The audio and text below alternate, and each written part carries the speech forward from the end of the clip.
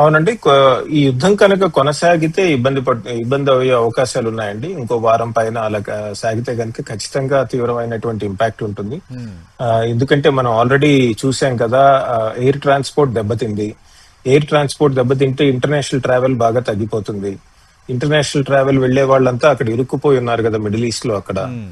కాదు ఇటువైపు నుంచి సింగపూర్ నుంచి అటు అమెరికాకి వెళ్ళొచ్చు కానీ ఖరీదు ఎక్కువవుతున్నాయి, టికెట్లు ఎక్కువవుతున్నాయి.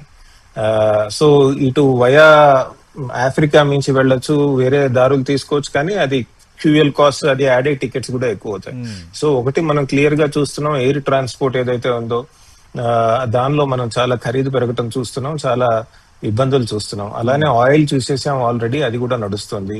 ఎల్ఎన్జి ముఖ్యంగా సిలిండర్స్ ది అది కొద్దిగా ప్రాబ్లమాటిక్ గా ఉంది. ఎందుకంటే ఆయిల్ అయితే కనుక మనం డిఫరెంట్ ప్లేసెస్ నుంచి తెచ్చుకోవచ్చు. హ్మ్. అంతేకాదు మన దేశంలో రిజర్వ్స్ కూడా ఉన్నాయి పెద్ద ఎత్తున.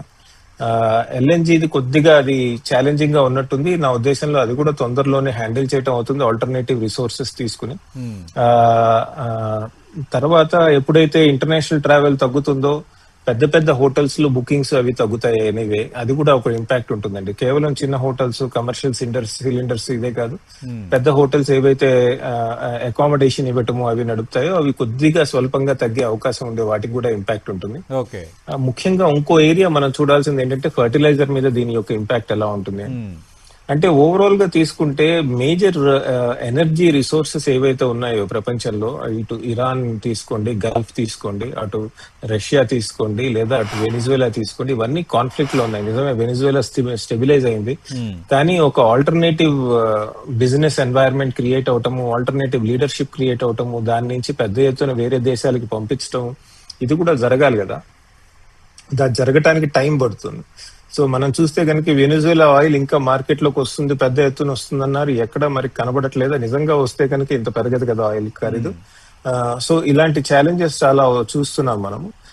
ఇంకో విచిత్రమైన మిస్టేక్ ఏం చేశారంటే అమెరికన్స్ వాళ్ళు, రష్యా ఇంధన వనరులు నమ్ముకుని డబ్బులు సంపాదించుకుని యుక్రెయిన్ మీద యుద్ధం చేస్తుందని చెప్పారు. హ్మ్. ఇప్పుడు అదే రష్యా ఇంతకు ముందు $40, $50 అమ్మే బ్యారెల్ ఇప్పుడు 90కి అమ్ముతోంది, లేదా 100 దాకా వెళ్తుంది. సో రష్యా యాక్చువల్లీ బలపడుతోంది ఆర్థికంగా. ఓకే. ఎందుకని? ఆయిల్ బ్యారెల్ కాస్ట్ పెరిగాయి కాబట్టి. అవును. ఇంత ఇంత యుద్ధ మధ్యలో వాళ్ళకి మీరు కాదు $50కి ఇవ్వండి బ్యారెల్ అంటే వాళ్ళు ఎందుకు ఇస్తారు? ఇవ్వరు కదా. హ్మ్. సో ఒక విధంగా చూసుకుంటే రాజకీయంగా కూడా, జియో పొలిటికల్ గా కూడా అమెరికా చేసిన యుద్ధం ఇరాన్ మీద రష్యన్ ఎకానమీకి ఉపయోగపడే విధంగా ఉంది డొనాల్డ్ ట్రంప్ చేస్తున్నది. హ్మ్. అది వాళ్ళు బేరీజ్ వేసుకోవాలి, వాళ్ళు కూడా చూసుకోవాలి. వీళ్ళని తొందరగా యుద్ధం ఆపితే బెటర్. కానీ నిజంగా ఆపుతారా లేదా అన్నది మాత్రం అనుమానంగానే ఉంది.